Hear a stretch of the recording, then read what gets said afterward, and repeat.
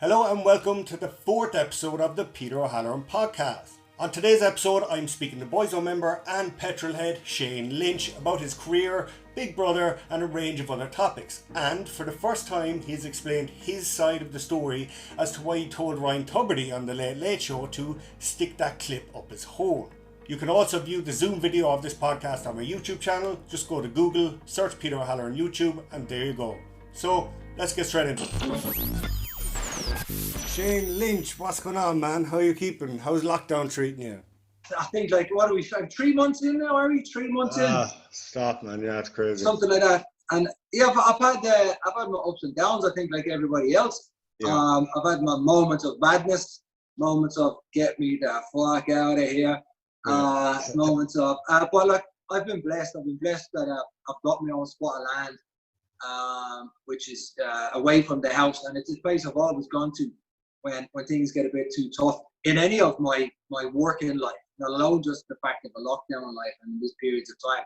When time gets a bit on top for me, I always escape to, it's not quite the wilderness by all means, but it's a place of sanctuary, it's a place of slight freedom, I suppose. But it's nature by all means. It's nature. I've got a lake there. I've got a cabin there. I've got a little, and I just kind of take that moment to kind of reflect on my own space and evaluate my own mental health and my own mental mind and where I'm at, rather than driving the family bloody insane.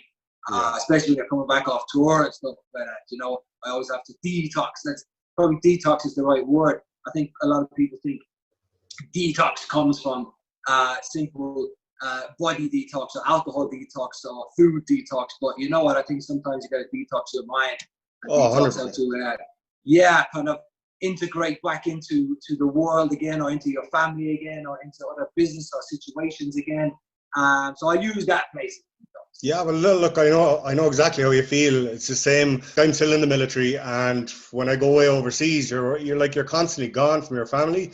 And when you come back, then you're trying to integrate back in, and it's hard because you're used to doing your own thing and looking out for yourself, and it's hard to get back in, and you can become snappy. And I've gone through it all myself, man. Yeah, I think exactly that, Peter.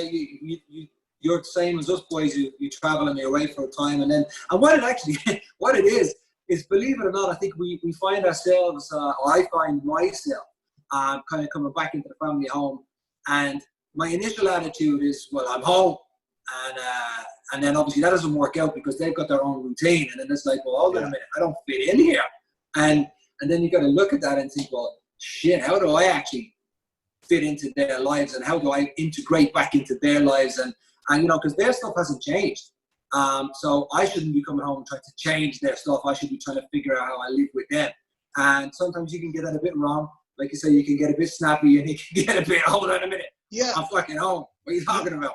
Yeah, and that will happen. You will snap at each other because, we'd say your wife is so used to running the house, doing the kids. She has her own routine in order, and now you had your routine in order, but now you're back in, and you're intruding on her routine, and you don't know what to do because this is new to you, and you're just going to be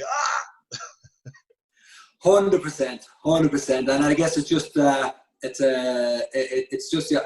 once you sort your own head out, and that's why I take it slowly to integrate back in. I'll be home for a couple of days, go away for a couple of days, come home for a couple of days, and then just start longing it out a little bit. And it can be very difficult. It can, but sure, hopefully we all get there in the end. Yeah, you'll be grand, man. So Shane, for anyone who might not know who you are, fill us in. Who is Shane Lynch, and where are you from, and so on? Well, if you want to go anything by the picture you've used on Instagram, let's start with the visuals. Look, I'm a character that's what you call it. I play I have many different forms in life. Born and raised in Dublin City, as I'm an Irishman. I come from a family of 5 girls. I'm the only boy with mum and dad living in the one house. I left Dublin when I was about 18. I moved to the UK. I was a car mechanic up to the age of 17. Got into a band called Boyzone. Pretty much as we started to travel out of Ireland. And the particular type of character I always was. I never quite fit into Ireland for some reason. I always had my own, you know what, let me put it down to, let's call it musical influences, say. U2, Cranberry, Sinead O'Connor, Rocker Now, and amazing bands. But I was always influenced from further afield from me. I was always US-based myself. For some reason, I don't really know why. I was always attracted to the US market. So I got into more of my kind of urban music, or hip-hop, if you want to call it, for sure. Reggae and that stuff. Like reggae was big in Ireland at one point when it comes to kind of UB40 and Bob Marley's and that kind of stuff, which was amazing. But I kind of went deeper, further afield for all that kind of stuff. So music, my musical influences and the way I dressed and my kind of culture interests were very different than Ireland. So I think when I came to the UK after being, now don't get me wrong, I'm in a boy band, even though I was into a lot of hip hop. So there was quite a shift in mentality there. But my behavior within that band, or my visual, how I looked in that band, sat way more comfortable in the UK or in London. And I found that I had a more compatibility with the people of London than I did Ireland. And I think I was just a little bit ahead of my time, perhaps, at that time. Like you're talking 1995. So it is quite a considerable time ago when I kind of stationed myself in London. And then music for Boyzone, we grew in all through the 90s into the 90s into wherever we are now, 26 years of music, really. So that's kind of a brief cap on who I am or where I began. Massive success there, and look, I can relate to that because I was the same when I was younger. My hip hop, all American stuff. I actually think I thought I was Eminem at one stage. I think I tried to dye my hair blonde and it went totally wrong. And let's not go back there. But well, no. Actually, Veda, I never got back to you on something that you sent me. You sent me a track, not even that long ago, that you did a long time ago, but you sent it that long ago, and actually I quite liked it. Where you were coming from in your hip hop influences was storytelling, and a lot of the best hip hop records out there are telling stories.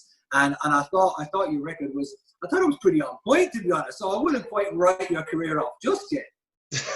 I keep tipping away anyway. I keep writing stuff, all right, but we'll see. But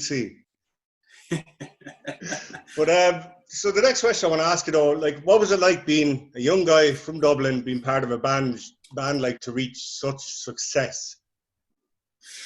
I don't know if there was any understanding to the point of what it was meant to be or wasn't meant to be. We had people who were wrapped around us for sure, but even I think everyone was. It was a guesswork. Like Ireland itself didn't have a pop band that went before Boyzone. It was all very, as I said earlier, rock renowned. And Boyzone was the first kind of, let's see how this goes, lads. And to be fair, we struggled in Ireland. We struggled in Ireland for quite a few years. In 1993, we got together first. So let's call it the first 2 years of Boyzone's career. We travelled north, south, east, and west of Dublin, of Ireland. We really did kind of meet in the people. You had to go out and do the groundwork back then.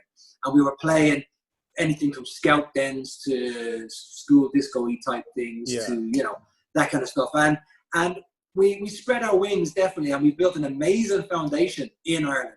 And our first record, I think it went into number 3 in Ireland. I don't think we had a number 1. I could be wrong. I think you had a number 1 in Ireland. We definitely had a number 1. I don't think with our first record. I don't think our first record, Working My Way Back to You, which is an old Detroit Spinners record. I don't know if that was. However, that was our beginning. And we kind of, that was the first record without even making an album. We just, back when you had single deals, they were called. Yeah. And you went to a record company. And in fact, we didn't even get signed to the record companies that originally we went with this single deal. They just gave us one single. And then we went over to the UK and we had some meetings. And we got turned down by many record companies. We got turned down. And then in kind of mid 1994, so we were a year, say, on the road in Ireland, working our stuff out. One record company gave us a shot. And that was Polydor UK.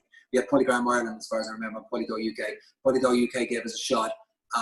And they put us on the Smash Hits tour, which was an amazing magazine and a big tour that went around back in the 90s, which then we got associated with the UK acts such as E17, or PJ and Duncan, or Ant and Deck as we know them now these days. And a lot of the, whoever was around in them days, I've got just a couple off the top of the head. And we got associated with the kind of pop culture of the UK. And we went on that, the end of kind of 94 on their Smash Hits tour. And we won this thing called the Poll Winners Party, which got you onto the TV show on Channel 4, which catapulted you into the rest of the world, or into the living rooms of people. And from there, we had a number 2 record in the UK, and we got signed for our album, and then that's it. When I say we never looked back, don't get me wrong, it wasn't an easy journey, but that was the beginning of, I think, understanding what it was to be different from the UK acts. These Irish boys in a band, and coming from Dublin with quite an innocent background, or innocent beginning to our world of music, catapulted slightly to the rest of the world, but definitely starting in the UK. And what was it like? It was a scary time. It was a scary moment. It was a scary journey, because we didn't know what to expect. We were just on this, that was magical too, but it was a daunting thing that we were kind of going down the road of looking at all these big acts that we've known over the years of time, and now we're standing next to them. Now we're sharing the stages with them. Now we're sharing TV shows with them, and magazines and photo shoots and all that kind of stuff. And it was the beginning of an unbelievable journey. I would say 94 onwards really was the catapult to the rest of the world. I think your personality, you're very down to earth. There's no bullshit about you, which is a very good trait in someone to have in my eyes. But to manage to stay yourself and not let fame change who you are, that's a very good trait. Like, you know, not letting it affect you, not letting it affect your personality. I think it has definitely, from time to time, it's dipped in and out of lack of understanding who I am. I think, and that's just growth though, Peter. I think that's growth in any human. Like, my personality now is a 43-year-old man, and where it began in Boyzone at 17 years old, there's definitely avenues it dipped into, uncontrollable, dipped into confusion, dipped into, I want to even say depression, dipped into your highs and lows of life as a human, let alone a human in the public eye, or a human with the allowance of a lot of people to have opinions, or to have opinions on who you are, what your character is, and what you're saying, and what you're doing. Like, you as we walk in this, on this earth as people, we go in and out of our school life, and our job life, and our home life, and our friendship life, and a lot of people have influence over you and things they say to you. But when you extend that out into the rest of the world having an opinion on you, that can affect you in many, many different ways. And I think for sure, me, within the mid to late 90s, I definitely got affected by a lot of that stuff. I ended up being quite angry and a bit, I suppose, angry against the world, I think. For what, I don't know. I don't really know. I guess not knowing my life without Boyzone, or not knowing my life without music, or my life without travel and stuff like that. And I think by the end of 99 into kind of 2000, when Boyzone stopped, the train had literally pulled into the station, and we got off. And we got off, and it was like, where do we go now? Like, what the hell do I do now? And I think I filled those kind of next few years, or initial kind of 2000 to 2002-ish, looking at different music projects, looking at finding who I was as an artist, let alone just a guy from Boyzone, but what were my interests in music now? And I did some kind of projects on that, and then finding out who I was as a person, and finding out what TV shows I liked again, because I was sat at home watching the damn telly, and not just global telly of traveling the world. And then I really went back to my motorsport route, in other words, my mechanic side of things. Yeah. So what did I know best in life? And what I knew best in life is kind of where I actually started to find my character again, and where I found my, or kind of taking it back to being a bit more humble in life, and not just being this pop star, not this champagne and caviar for everyone, you know, kind of finding out what the spanners were like to hold again and start fixing my own cars, which kind of led me back into motorsport itself, back into race cars. So it was quite a journey of, again, that mental state, and then just figuring out who the hell I'm going to be for the rest of my life. I think your personality shone through there. I think it was the EMAs, when Boyzone won the EMAs. all right?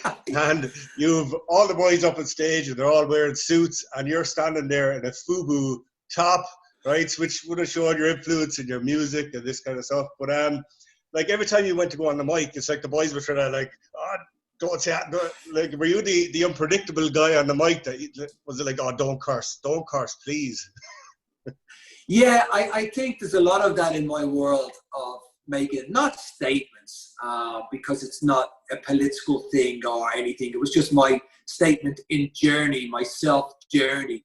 And I think, yeah, rightly so, my influences with FUBU Top was all hip-hop and all American and all USA and all. I'm in a boy band, and I think I battled with it, with the kind of the stereotypical what does a boy band member mean, the meekness of it. I think I always battled with the thought process of other men or male influence, thinking I was in some way weak or meek because I'm in a boy band. And I think I maybe thought I had to kind of put myself forward and say, no, I'm not.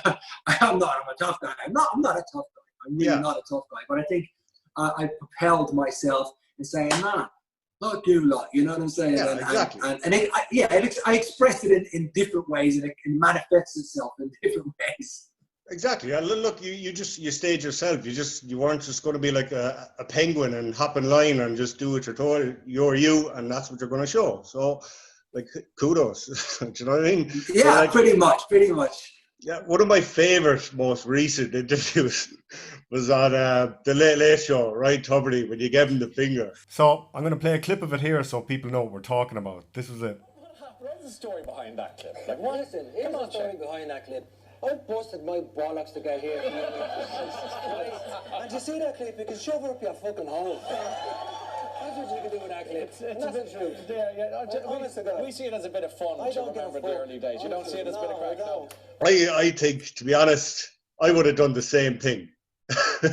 Because the Late Late Show try and think like that they gave you your start. But no, like Boyzone made their own way. You know what I mean? So then to bring you on a show, and instead of showing clips of all the success, they want to show a clip that's something that you'd be pissed off about, or be like, look, that's not on. Like, that was years ago. It's obviously going to get in your nerves, because I know if that was me and I was embarrassed about something back like how many years ago, and you're not going to show my success, I would have pulled his head off too, or I would be like, fuck you, you know? Well, do you know what it is, Peter? This is probably the first time I've spoke about it. I think it's over a year ago anyway. I know that much. A year and a half ago this happened. And I think I never really tried to explain myself to, look, it happened in Ireland, and it's only Irish people that cared about it. Yeah. And I got it was split straight down the middle. People thought it was the most disgraceful thing they've seen on telly, and I'm an absolute disgrace and so and so. And some people are like, you know what, Shane, fair play to you, and well done, and high fives and handshakes and all that.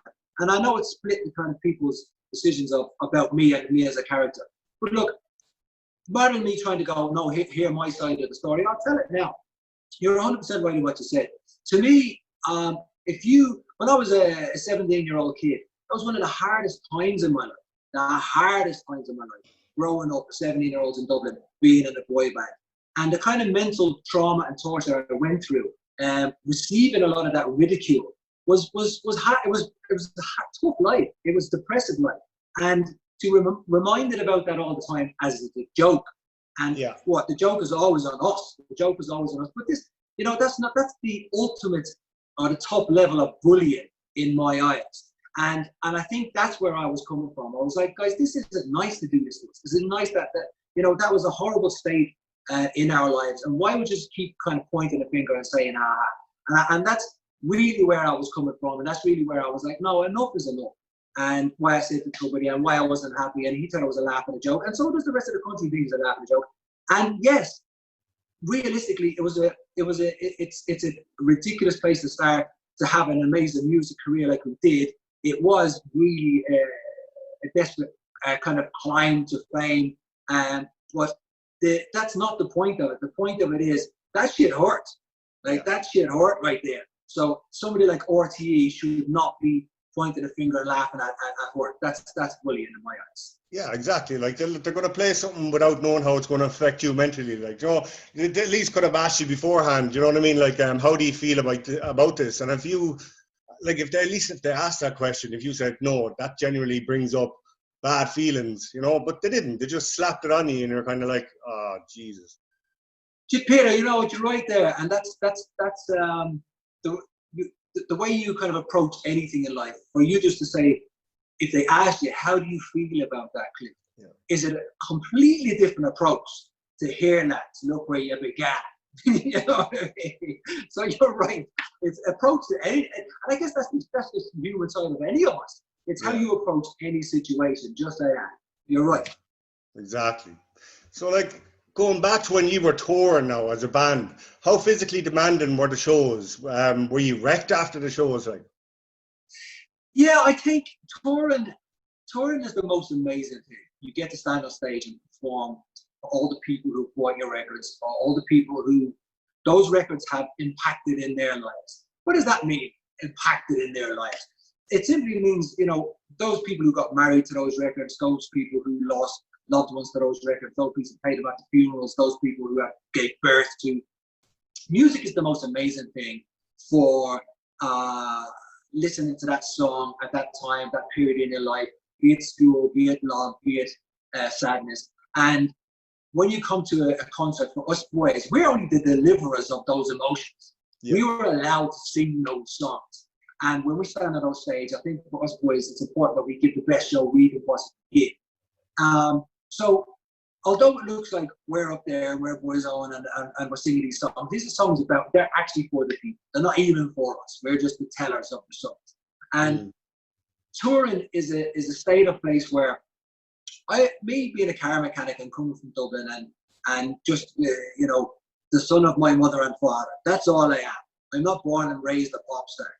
And it comes with certain kind of, Shane Lynch, as the guy who sits at home, is not the Shane Lynch really that stands on stage. So that comes with an alter ego, that comes with kind of conjuring up the courage or the spirit or the character or whatever it is to go and stand on that stage to deliver a show. And I don't know who, there are people out there who are born superstars. I get that, born rock stars, born pop stars. And what I had to learn my craft, learn my trade, learn my art. And I think as touring went on, it became not more difficult, but it became kind of bigger and wilder and more people in the crowds and all that kind of stuff, from the 90s all the way up to. I think that the character itself and trying to find how you undo what you try to do to go on stage. And like I said, I've done sober tours and I've done drunken tours. I've done tours which have lasted a year long. I've done tours which have lasted a month long. And no matter what way you do it, I still come home and try to integrate into my family. No matter how normal I try to stay and how grounded, down to earth I try to keep and remain my normal self. What is normal self? The family man. No matter how you try to do that, the industry just sucks you into a world of a cyclone. It is a crazy world. The cyclone of the mind. It's a mind-spinning moment. And even if you're a sober man coming off that stage, playing to 20,000 people, you would go and lie in your bed and not sleep until 4 a.m., 5 a.m. The buzz is insane. And even if you're a drunken man coming off that stage, you're still not going to sleep before 5 a.m. because you're going to continue the party. So there's no winning situation at all. It's just survival tactics. And like, how have you coped over the years with the media intrusion? Like, it's like you can't do anything without a camera like being in your face, because the media like to make up stories which a lot of the time just aren't true anyway. So how do you cope with the media intrusion on your life? I think, funny enough, for me, I've usually gave the media all they wanted to hear. I'm usually the one that's been on the Late Late Show and gave them the stuff they wanted to write in the paper. So therefore, there's not an awful lot that's been made up about me. There's extended stories, or there's stories that have definitely pushed the boundaries a little bit that hasn't quite happened the way they said it's happened. But I think the fundamental foundation of the story was there. And I think you've got to get into a state of mind as well at some points that although you think no matter what story it is in the paper, if it's good, okay, you feel great. If it's bad, okay, you feel the belly, the sickness, the shame, or whatever you want to call it. And that's unavoidable. And you think for sure when you go outside your front door, every single the paranoia, like that paranoia is insane. You think everybody thinks nothing else in the world other than about you. And that's the kind of state you get into, and you have to kind of undo that somehow. And it can be difficult. It can be difficult. You can really care about what things are said about you or what you've done the night before and the day before, and giving them the rights to write about it. Like, for instance, let's talk about that the Late Late Show with Tubridy. Yeah. When I told him to stick it up his hole, like, although it was invigorating at the time because I was deeply emotional at the time. Like, my rage and my anger was real. Like, that shit was real, and my hurt was real.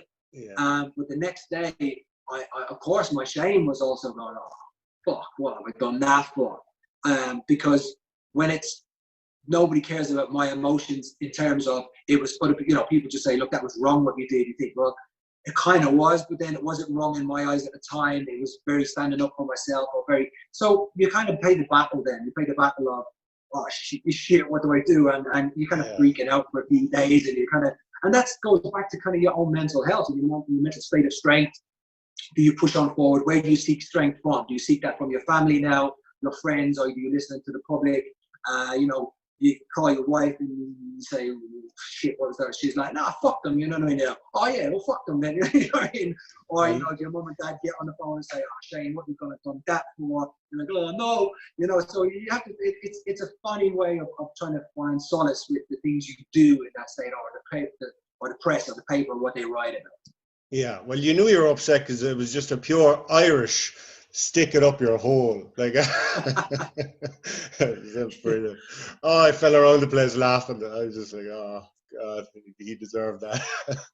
You said earlier you're into mechanics. So moving on to your racing career, I know you've always had a passion for cars and you used to do rallies here in Ireland as well a good while ago. Now you're into drifting, yeah? My motorsport career is quite an amazing one, if I'm honest. Like, without a shadow of a doubt, Boyzone gave me the platform to be able to achieve or to certainly climb the ladders I've climbed in motorsport. And I've had some bad times in motorsport and had some amazing times in motorsport. Not enough bad times at all to warrant the fact of no different than any other driver.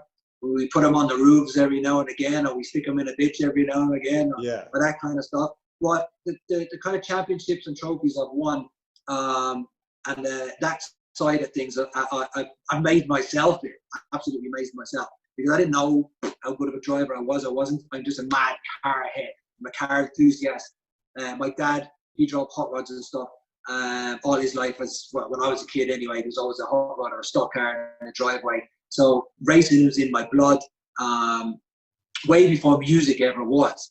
And it was an amazing release for me also. Like, it was somewhere in the kind of 2000s where I really had to try and find that buzz, that 100,000 people that Boyzone had just left off the stage. Where am I now going to find that? Where do I pick myself up? Where does my life find those adrenaline hits? And motorsport really started to creep into my world in the early 2000s. And luckily, I got a chance. This is how my actual career, let's call it, started.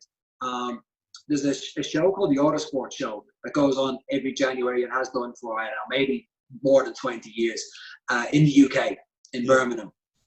And I was invited to go to this show as a celebrity driver in a little race in the live action arena, they call it. So in the live action arena, I think there was 8 drivers, and we went into the dressing room. I didn't own a race helmet, I didn't own a race suit, I didn't own anything like that. It was just me turned up because I presumed I was invited there because the caliber of driver was going to be TV personalities or pop stars, or the guys I always dealt with through my television career and interviews and radio stations and that kind of stuff.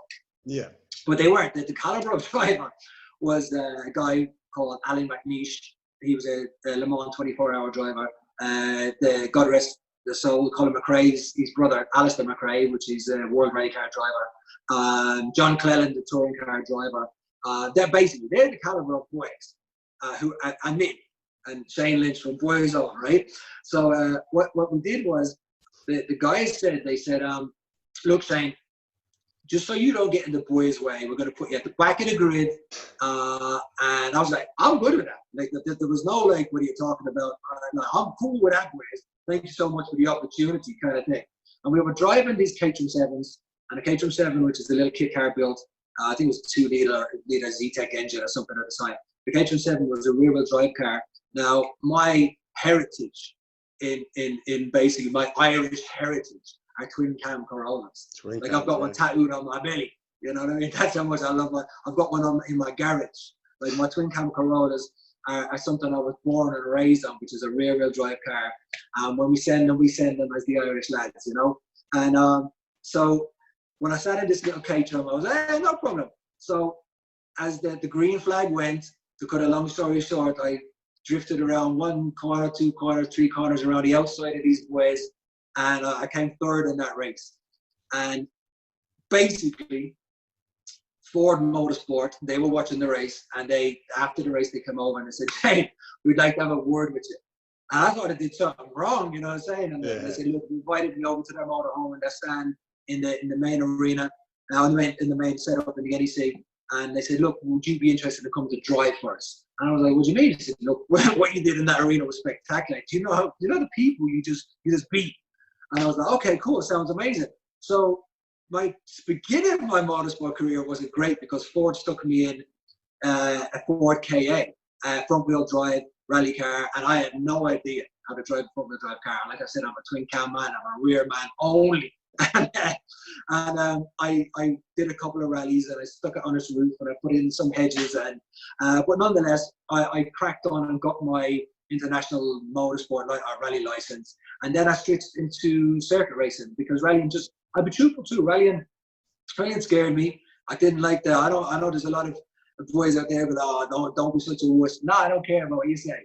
Listen, when you go off there, would you stick it on the roof in the middle of a forest somewhere, and there's no rescue crew coming to cut you out? That's some scary shit right there. Okay, yeah. So I kind of looked at that and I thought, no, I like my life, but I love motorsport. So I switched to circuits, and I went and raced the Junior Ginetta Championship, which I won, which gave me my license to step up into international racing. And then from there, I kind of raced for Porsche Germany, Porsche UK, TVR, on the other different kind of manufacturers of tires and stuff like this. To find myself in the British GTs, winning multiple championships, multiple trophies.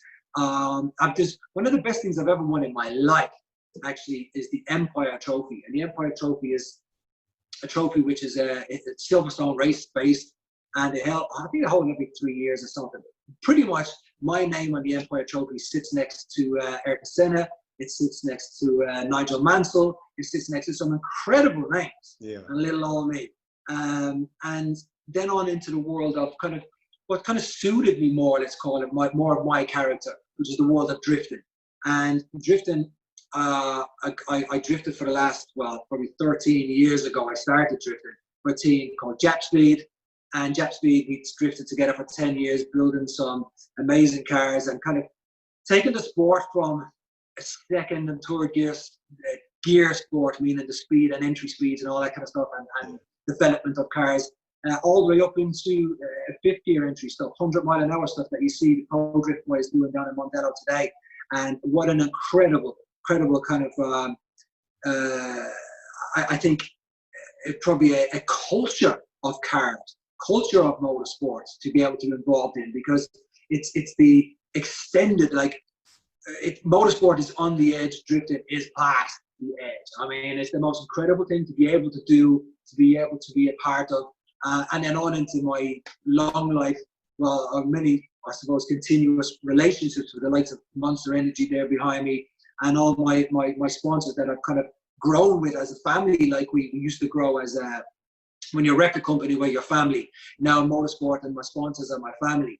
And to be able to continue on in that life of motorsport and have an amazing career out of it has really been an incredible journey. But I would like to say, on the end of all of that spiel, I'm pretty much retired now when it comes to full-fledged competitions. I think I've spent so much, since 1998, really, since I first got into a race car, all the way up to 2020. And I really have had enough of competition. I love my motorsports. I'll continue to do, as you see, TV shows on me, from Supercar Mega Build to Supercar Scrapyard, to all the TV shows I do on building crazy cars to expensive cars. So my world of not just motorsport, but motors and interests in the business of motors or supercars and supercar businesses that I'm involved in and all that kind of stuff will always continue. That is my love. That is my passion. That's what runs through my blood without a shadow of a doubt. I have a music career, which I learned my craft, I learned my art, but what runs through my blood is definitely motorsport. Brilliant. Well, look, I didn't have the same success now when it comes to drifting. My first car was a Mitsubishi Colt, you know what I mean? I had all front wheel drives, and the first time I got a rear wheel drive, I got a Lexus IS200 Sport. I was like, this thing is great. Loved it. First time I drifted was by accident going around the corner, and I ended up in a ditch. So my drifting career didn't go too great, but I do love rear wheel drive. That's why I'm driving Mercedes CLS now. I don't know, rear wheel, they're just a different breed. I love them. Yeah, do you know what I think? Of all of the years and all of my cars, I don't think I've ever owned a front wheel drive car. Definitely four wheel drive stuff, when everything's a rear wheel drive from everything. And in fact, I've barely owned anything other than V8s too. I've always been a V8 lover. And I always come and go. I come and go on supercars, and some supercars I've owned from the older stuff, the straight six stuff, but I always end up just in V8s. Now, as long as you're not going too far on them, they're grand. I think my worst V8 out there is a pound a mile. I think literally a pound a mile, the stupid thing is. So, it's only to the local shop and back, and that'll do. There's no long traveling in that. Yeah, that's grand for the US, like where the price of fuel is cheaper here, and no, I don't think so. Yeah. Well, and let me say, in the times coming up, actually, there's a lot of barrels of fuel that are still getting pulled out of the Gulf there, and the more we go electric is the right way of the world for sure. I think it's good to be green and all that, but as a petrol head, as that fuel comes down, my V8's collection start to grow. Yeah. I think a lot of people got to see the real side of Shane Lynch during Celebrity Big Brother, your personality back in 2018. Because I'm friends with King Carrigan, who was a finalist in the last Big Brother. And he was up here, we were having a few drinks in my house, and I was asking him about the show. And he said, if you're a fake person, it will be found out on the show. You can't keep an act up 24/7. Would you agree with that? I would. Wise words to tell any man before they went into the show. And to find that truth out when you're in there, if you're going in as a fake character, is very revealing. And we've seen many a person get absolutely destroyed and ridiculed.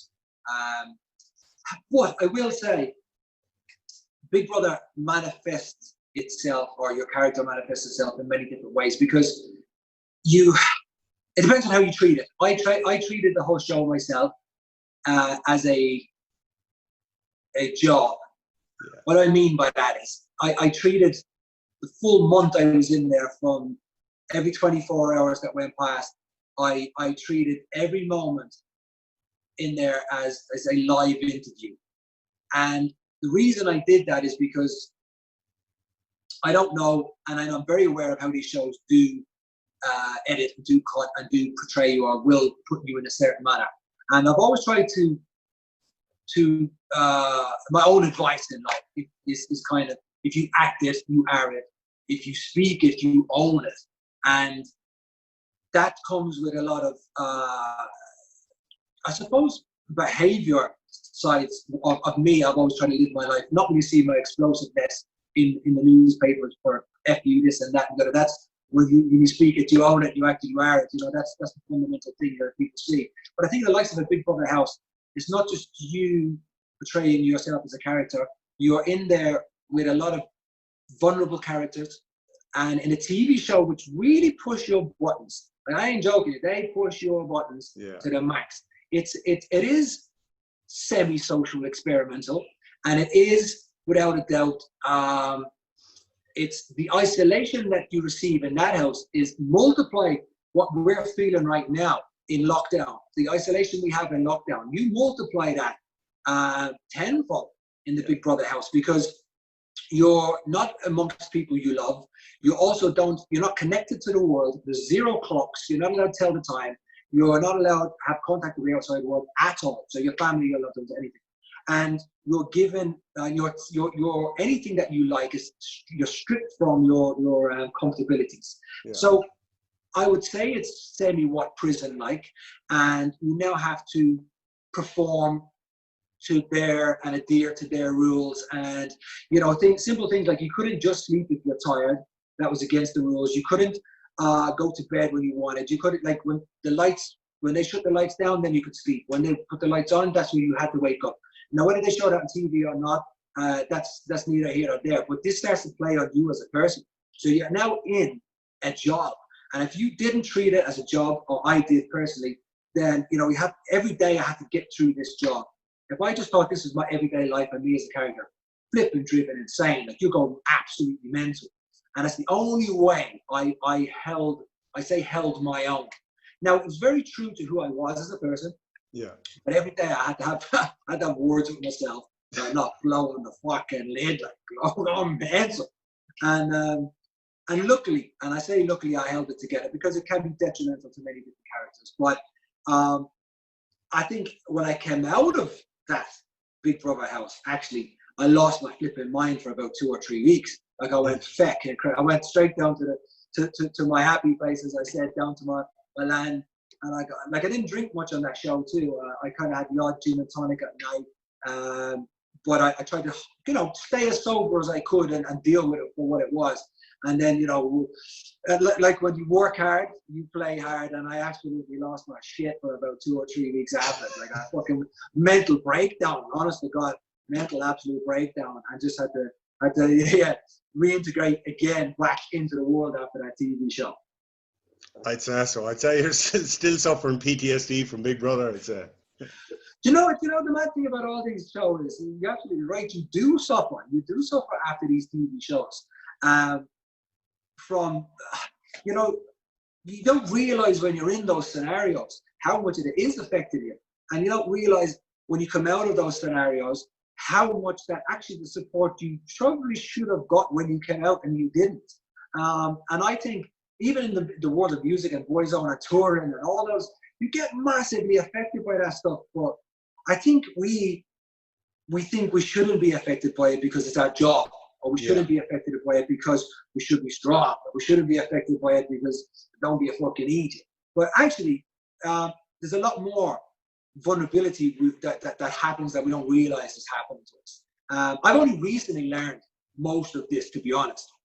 I think in my last 2 or 3 months of life of living, after this kind of lockdown that we did actually have, and after kind of realizing, there's a lot of issues I haven't dealt with in life personally through all of my 43 years of living, but maybe let's call it late 30s of my first memories. I don't know, 3 or 4 years old, growing up as a kid, and just talking through the worlds of my survival tactics in the world of getting through school life, being dyslexic, into music life, not being a born natural rock star, going into motorsport, learning how to drive, going into these TV shows and dealing with different characters and different fundamentals of what it is to be famous, being ridiculed from outside world to just being one simple person. As like I said, I'm just Shane Lynch, the son of Nolene and Brendan.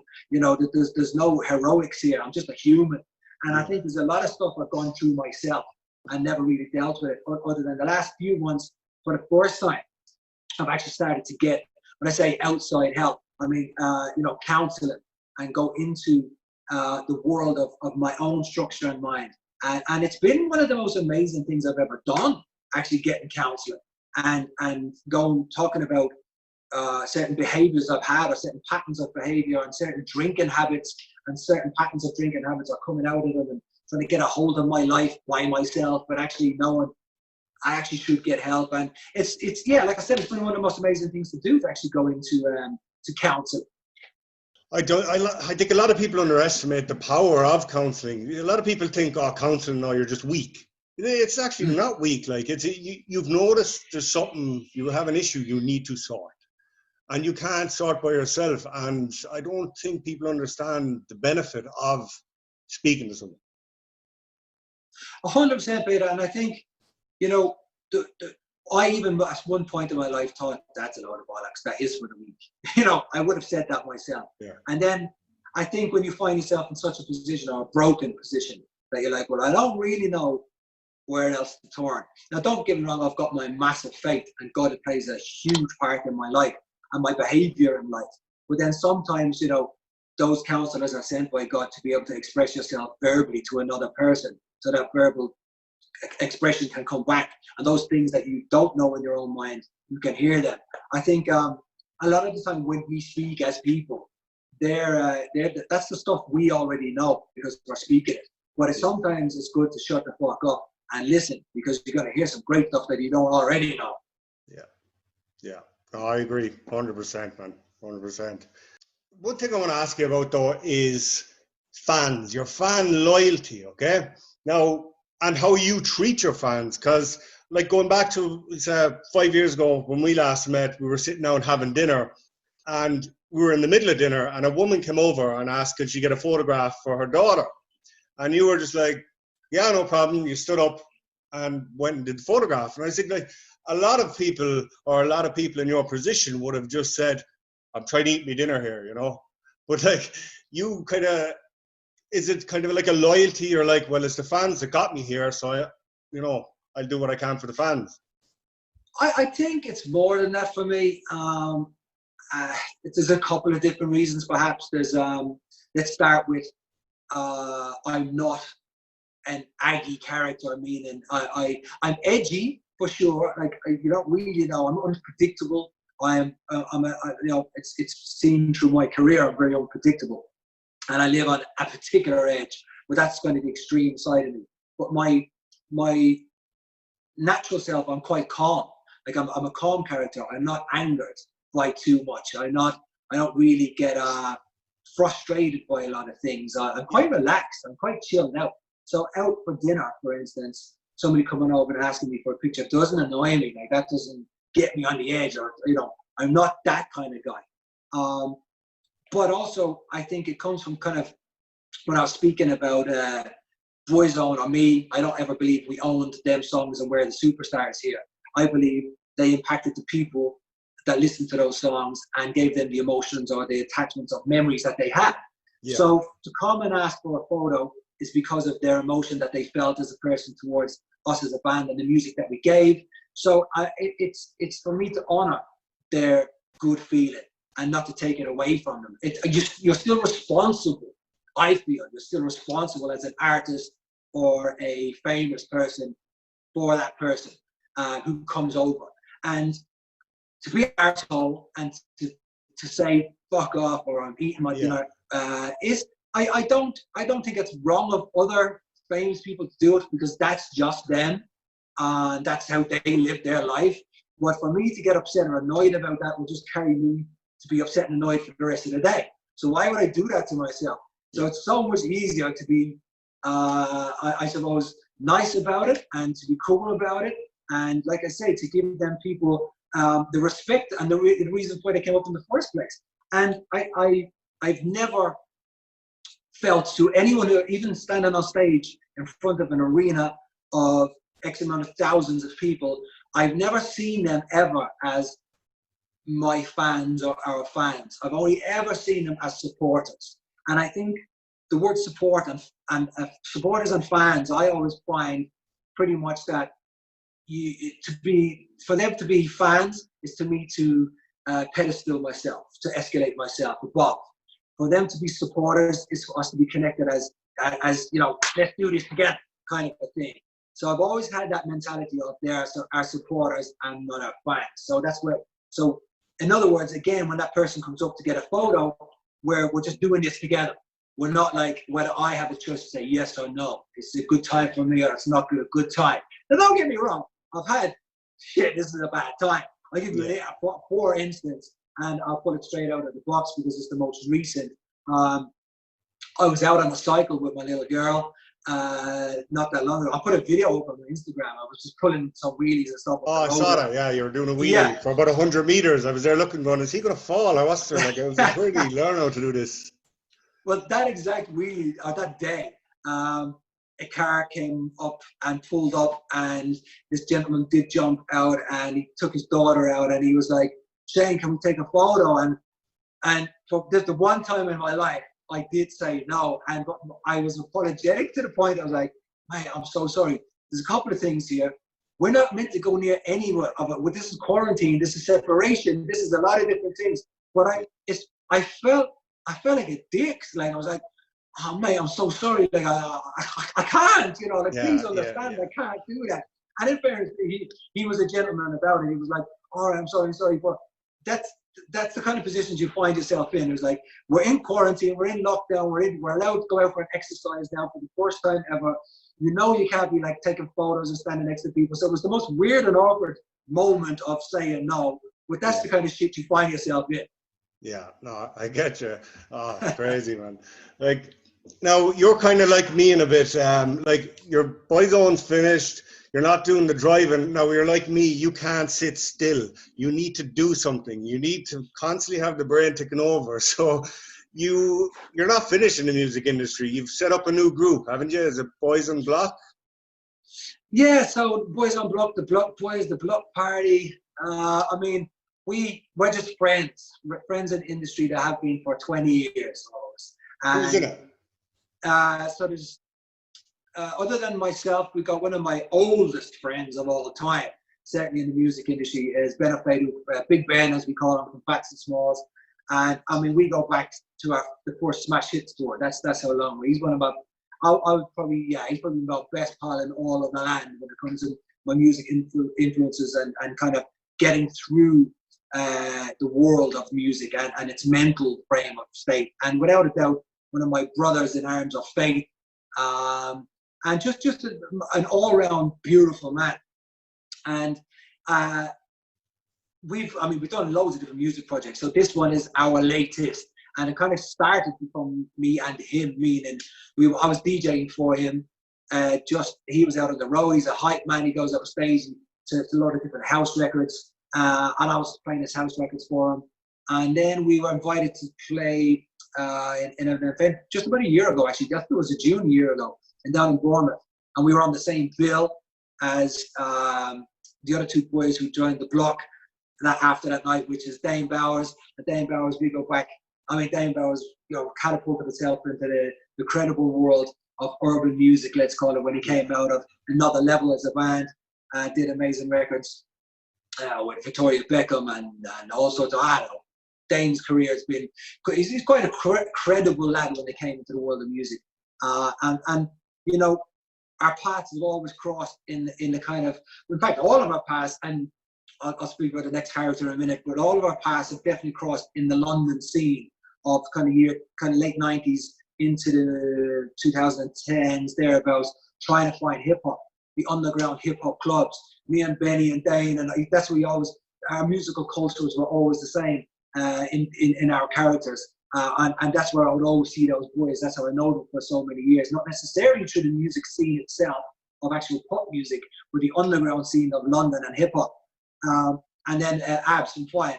Now, Abs and Five, we would have been, at the time they came in, we'd have almost been rivals in the world of music, simply because they were a five-piece boy band and so were we. They were definitely way cooler than Boyzone ever was. In fact, if I ever wanted to be in a band, it probably should have been Five. That's more the music I was interested in.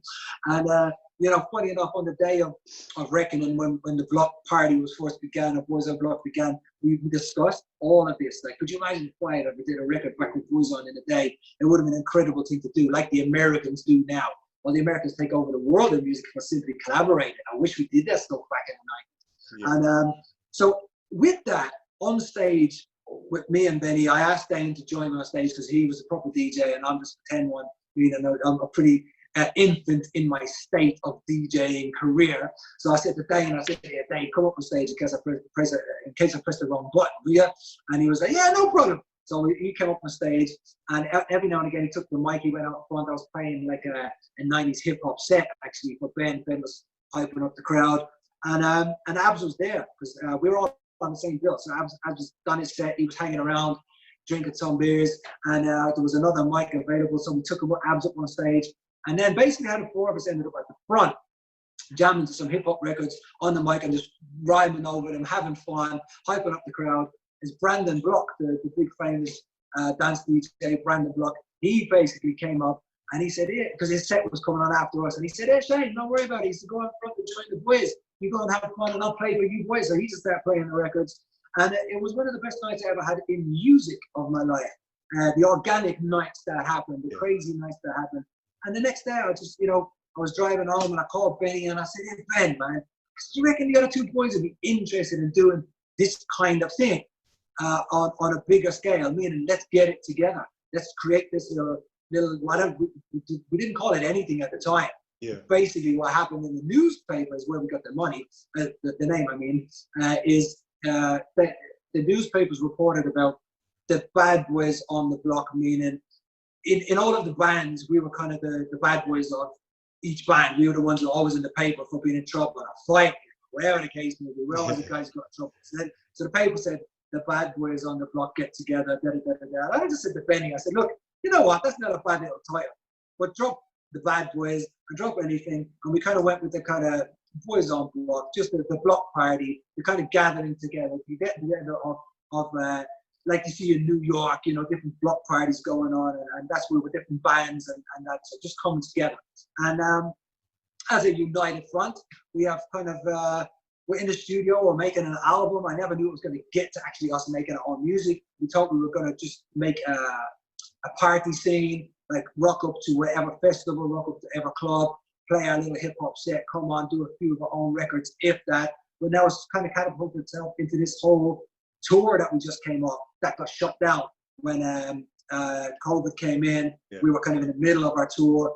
And so amazingly enough, I'm now in another band called Boyzone Block, and it weirds me out in a little kind of way, but I think at this point we are just about to launch our own TV show, which is an online kind of Zoom. We're working with actually Zoom and a production company, which is going down the road of it's gonna like Loose Women meets an Ant and Deck show meets music meets. So I guess as we're all trying to find our way forward in the entertainment industry, we're all trying to find our way of what's coming next for us guys. If we don't or we can't go into those arenas, what is our platform? What are our musical ways of going forward, of getting our music out there other than radio and music MTV stations and stuff. So we're kind of coming up with a concept of a TV show. Like I said, we're currently working on our pilot. We're currently kind of getting that together, and hopefully it'll be launched by the end of this month, and we'll be up and running with a whole new, moving forward as a Boyzone Block TV stroke music stroke, I don't know, entertainment show, whatever that is for you. Well, look, like you're doing something you enjoy, and that's the key. You know what I mean? When you're doing something you enjoy, it's not like a job anymore. It's just, I like doing this, and I'm happy doing this. So I wish you all the best with that one, man. And let me know when the next party is. I'll bring over the whiskey. Oh, you don't need nothing brought over. Trust me, there's plenty of backstage. That dressing room is lit, man. The rider. Listen, the rider's crazy. There's plenty of us for all of them. What I want to ask you mentioned there a few minutes ago about you were dyslexic. Now, I know exactly what that is like because I was diagnosed dyslexic myself as a child. Reading for me growing up was like looking at Chinese, like it was just, no, spelling, like if a teacher asked me to spell something, you'd think I had a stutter. Everything was just, but I learned to cope. We all find our own coping mechanisms, Then as I went on, like secondary was kind of really hard for me, but like university, I managed to break down science my own way. We all find our own coping mechanisms. So education, what was education like for you? Did you leave school? Education in my schooling years was horrible, man. And I think only in recent times, I guess, talking to my going down the road of counselling now, talking to my counsellor about kind of my past and the tactics of my survival in life, I've realized how much I got affected by it. Like, I've kind of always used words like fight and survival and hero and warrior and, war. And I've always gone into those strategies in mind when I dealt with everything. And he was like, where's this all come from? Like, well, let's find out why when you go outside your front door, it's game's on. Where's this come from? So it's simply every time I left my house with a school bag to walk to that school, thinking, how am I going to survive this day? And I never wanted anyone to know that I didn't know what the rest of the kids knew. So I had to some way duck, dive, weave, and I didn't want to get found out. So first of all, I want to say I don't blame this schooling system. I don't blame the teachers directly, because I was good. I was good at cheating. I was good at going under the radar. I was good at making sure you didn't know that I was dyslexic. So in that gave me my whole kind of personality as a kid, meaning I understood strategy. I understood what it was to walk into that classroom, to greet that teacher, to kind of be the nice kid. I didn't go the opposite way where I was disruptive and trouble kid and got in trouble, and I didn't do that. I had a different tactic. So the way I saw it was when I went in and said, good morning, miss, good morning, sir, whatever the case would be, they kind of left me alone because Shane's all right. Shane's grand.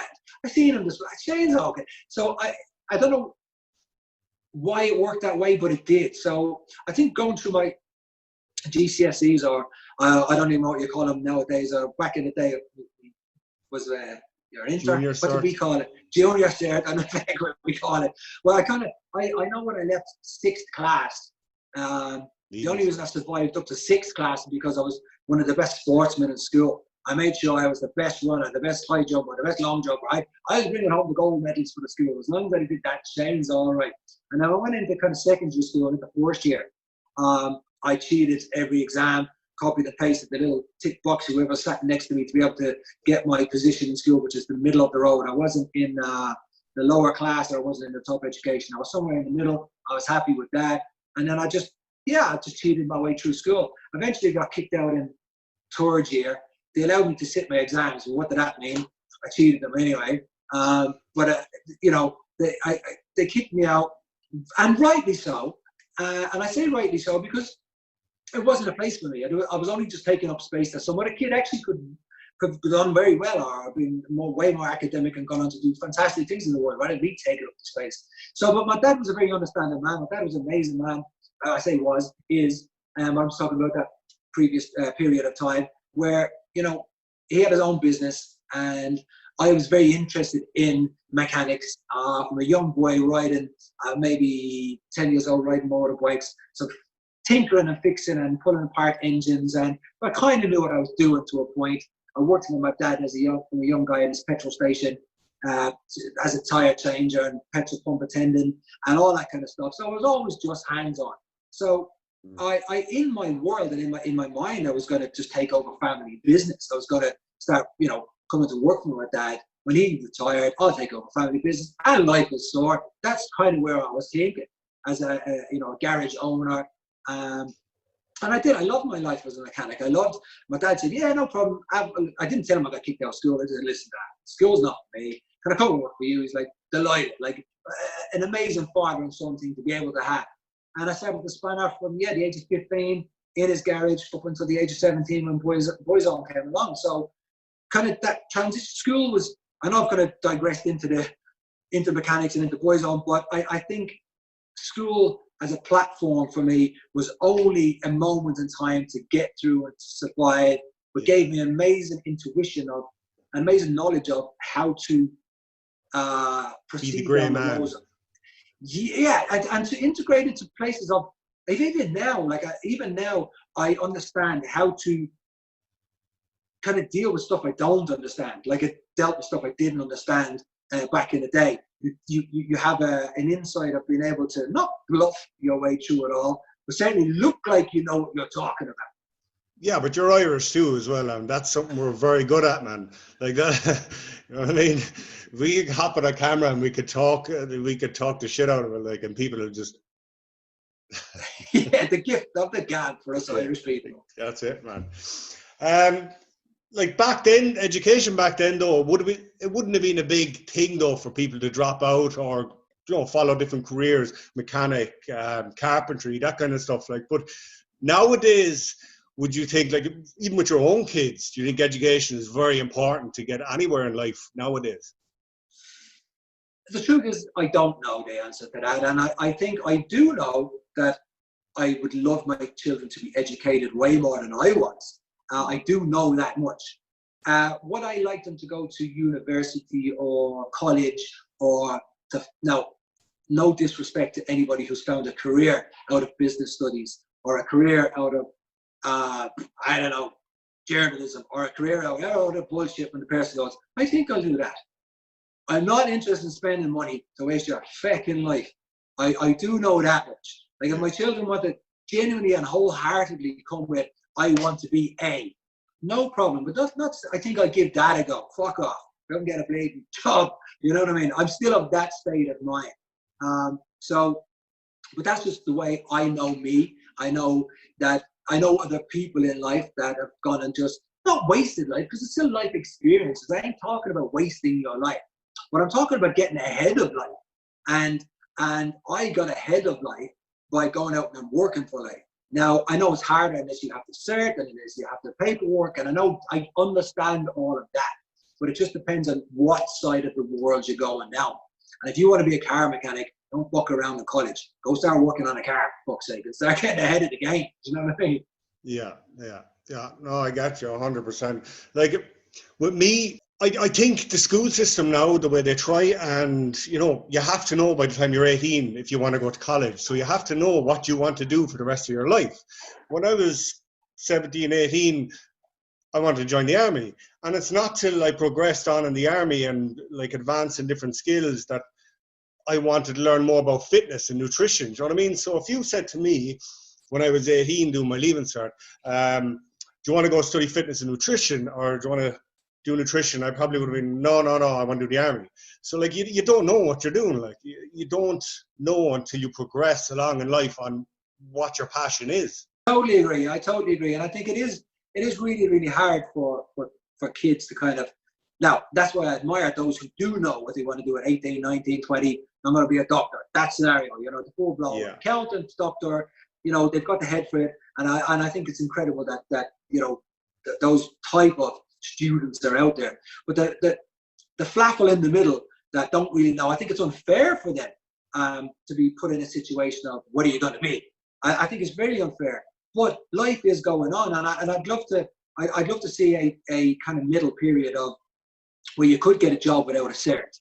That middle period of where you could get a decent job that pays a decent wage, and then think, you know what, I'm 25 years old, I'd like to go to college and study this, and those opportunities. Now I know there is that, and people do that, but I think it is slightly unfair that that's not the kind of processing from the beginning. Yeah, I get you. And one thing I want to talk about here while I'm looking at you, in the background you have a bench there. I see the bench. I see the thing full of Monster too. The bench. What's your fitness and nutrition regime now? Are you more in tune with fitness and nutrition? More in tune with your body? I'm glad you're asking me what are you benching now? Like, how did you say that? I wouldn't put you on the spot like that.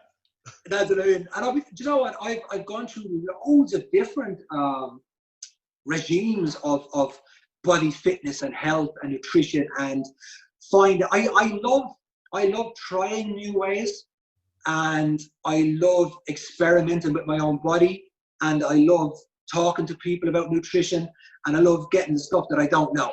Me, right now, I'm trying to keep my gym, when I say simple, like I'm on mostly 10 kg weights, dumbbells. I might pick up the 15s every now and again. And I'm trying to stay light, I'm trying to stay agile, I'm trying to stay strong, but athletic, if you want to call it. I think I've gone through the power side of things of trying to be big, and realized the dedication for that is insane.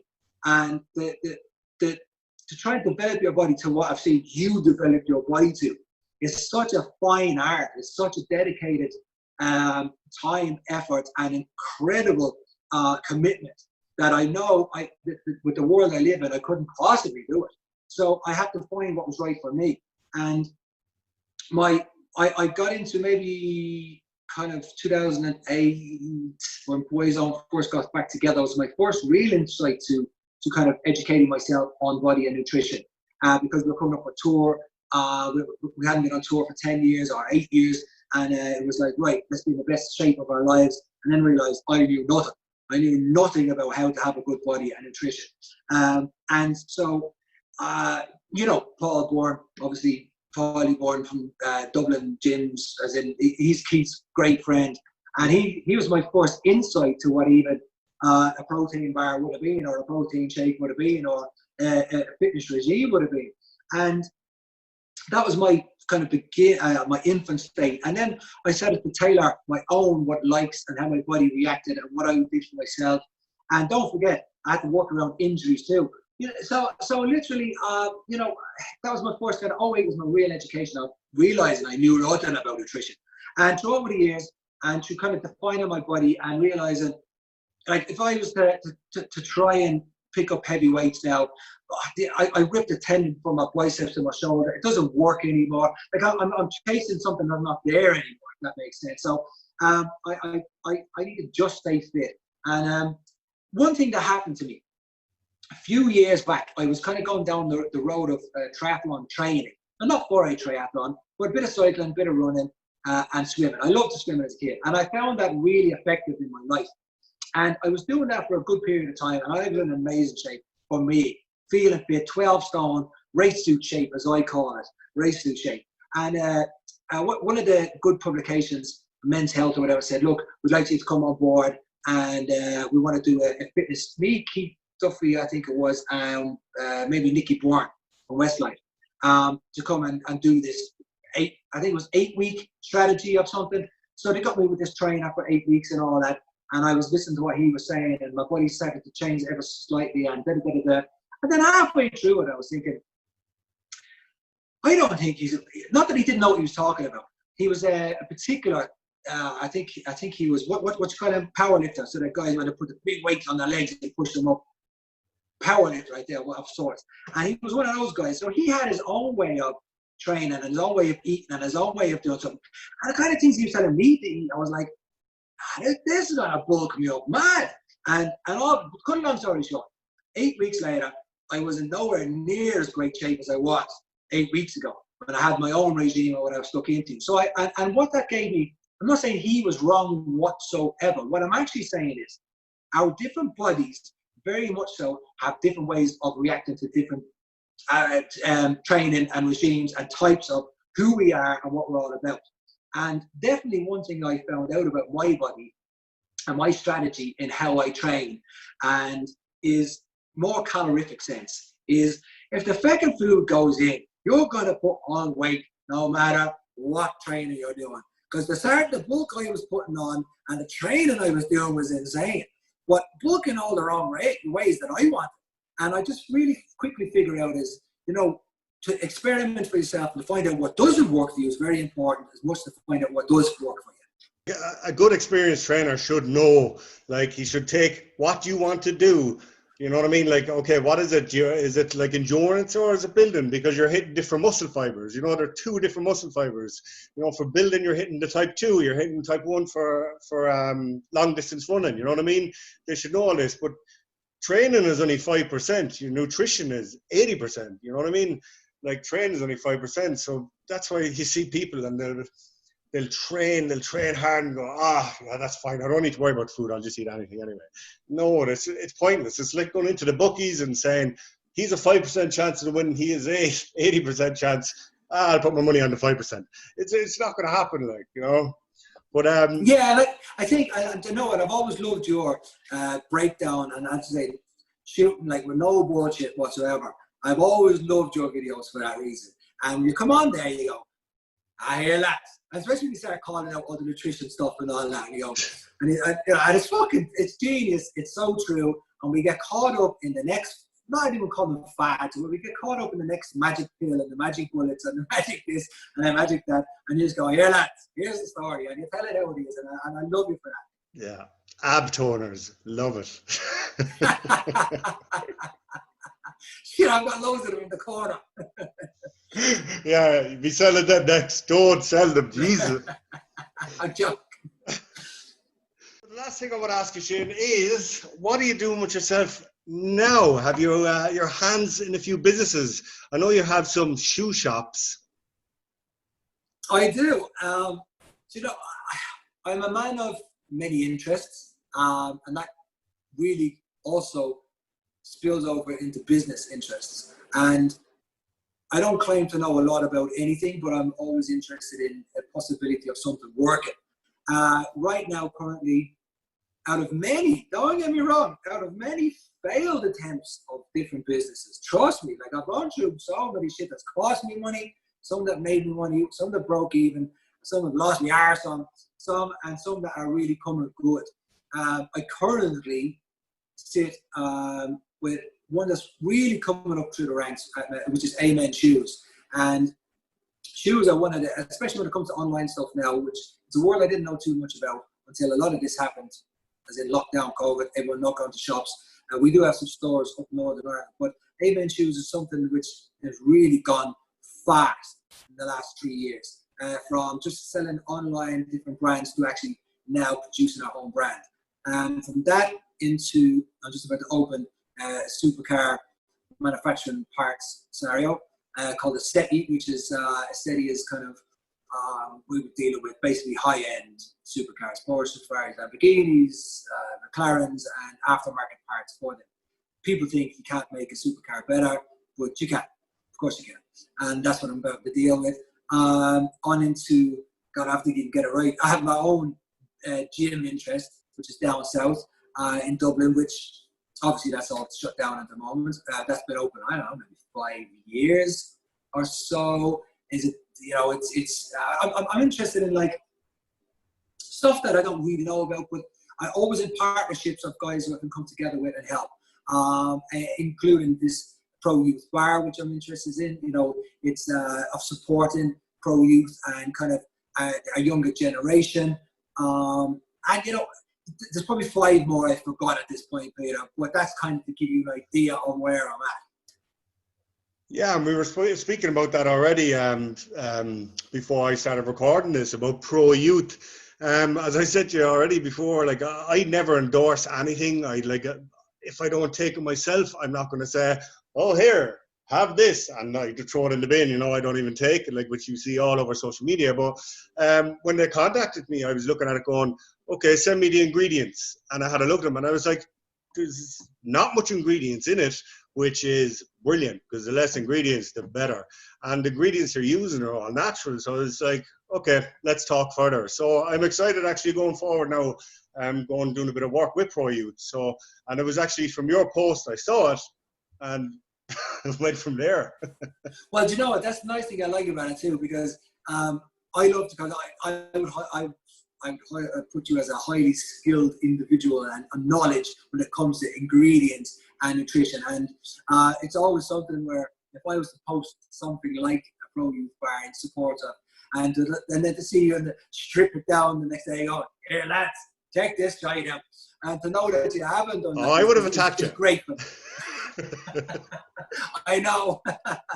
So it's good to hear. It's good to hear. Well, that's all I really have for you. When lockdown is over, you need to come down to Tipperary and we go for a few drinks. I would love to. For sure. Bring you down and we'll tear up the town. But for now, thanks for coming on. It was a pleasure, man. No, listen, it's always great to talk to you. I definitely don't see enough of you for sure. And like you say, when lockdown is over, I'll be over. Nice. Take it easy, man. Sound.